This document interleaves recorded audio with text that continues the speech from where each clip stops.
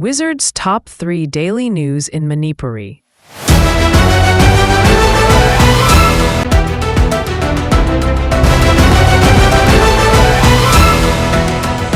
Resettlement na inta pa hanjila kada banate khatna riba ani punno wari sanahan mo matautai Kuki chief lenga na hojol jittatari ba resettlement ke thabak asidi IDP singi masagi mayumda hanjil halak pagni masina lamda masida inta pa hanjilakani haiba thajade khatna riba ani natraga irang asida laikidroba singi imung manung punno wari sana halaba matamda inta pa hanjilakani thajai haina Kangpokpi district ki manung chana lairiba khoripok khulgining thau manglal gen na phongdo Wafamasi Nambol Kangmol gi maning dalaiba Kuki kulamada paumi singa akanana chatuna unarubada fungdor kibani mahana makata na hai irang asina awaban ng labamiyoy amata layramlo makata na hai irang asina awaban ng labamiyoy amata layramlo Kuki kunjagi maraktasu aduki matik awaba kaya mayok nari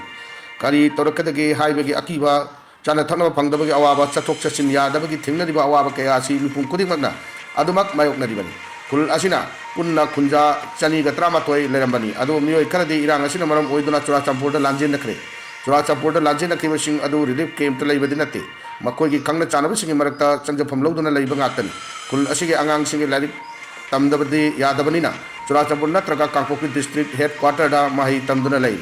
hanadagi kul asige kunja sing hingnabagi lambi asi lau suba umangdagi u kakuna yolambani irang asina tabak sing asima pung fana chatabag amlaptabadagi Kangpokpi district headquarters relief ki polam kara adumak mating lak pulai adubu tampak to fangliba adu kumba mapung fana fangbadinati mapam asi Kangpokpi district headquarters dagi lapanina district headquarters yena ba loira ba matungda lemhori ba khara numit nini humni matungda saruk thunglakpani irang asina maram oiduna lanjena kibasing hojik pawba kul asida halakpa yaudri kul asigi mamangda maitegi kul Kangmong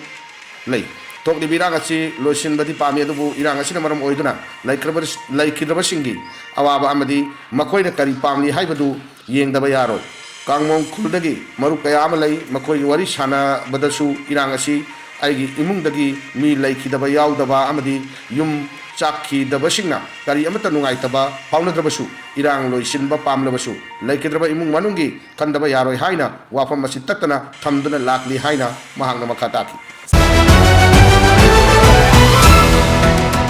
Kuki lup singna MLA Khemchan gi thong yaning daba fongdorakli MLA Yumnam Khemchan na ngarang Ukhrul district litan sarai kongrilu kem lakuna Kuki IDP singa unarama thong adubu Kuki Jo Council Kuki NP Ukhrul Lital Saraikong Relief Center gi in charge yani daba fongdorakli Kuki Jo Council gi cherola mada MLA Y Khemchana hanna kanghal lamba amata tawdana ngarang Kuki kulda lakuna Lital Saraikong Relief Camp laklem khiba thong aduda ethnic relation da hena akaiba pirakna ba maram oihali amaramda mahaki kongchat adu inter community relationship amuk hanna sengbat pangamna ba kongchat ni haina fongdok ki wafam adusu kanne yani daba fongdok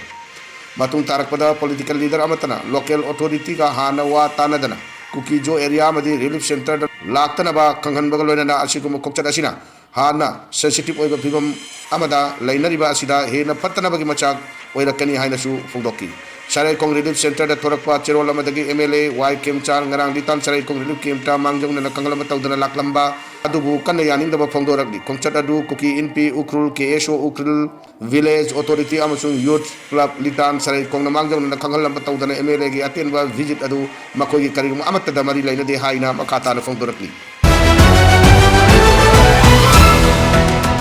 Panchayat ke election laikhai tadri mikhal pangthok na ba court na order thokiba adugi mayokta lengak na petition thangatuna lairi center matam sang na Manipur da panchayat ki mikhal pangthokna lairi ba asima khata na karma matam da pangthokani hai ba tamangam dana lairi Manipur da pangthokna lairi ba panchayat ki mikhal asi pangthokani haina MP Bimol na panchayat Raj Union Minister da hangbo hangi pakum oina Union Minister Rajiv Ranjan Singhana High Court of Manipur na tha taruki matnungda panchayat ki mikhal pangthokna ba order thokiba adu makhata na khanna bada Manipur lengakna High Court of Manipur writ appeal tawduna lairi haina parliament fongdokre wafam asi ngasi parliament ki ningtam mipam asi ki manung chana Lok Sabha gi MP Bimol akoi jamna unstar question oina Manipur High Court na lamdam asida pangthok tana lairi ba panchayat ki election lakliba tha taru ki manungda pangthok na ba order thokiba adu laibak asi ki Minister of Panchayat Rajna information phangbra information fangba laibra karigumba information fanglabadi Manipur High Court na takiba order adugi matung inna Manipur da panchayat ki election pangthok nanaba sem sarabra karigumba panchayat ki election pangthok naba minister gi maikai dagi matau taba khojul thaurang lairabra haina hanki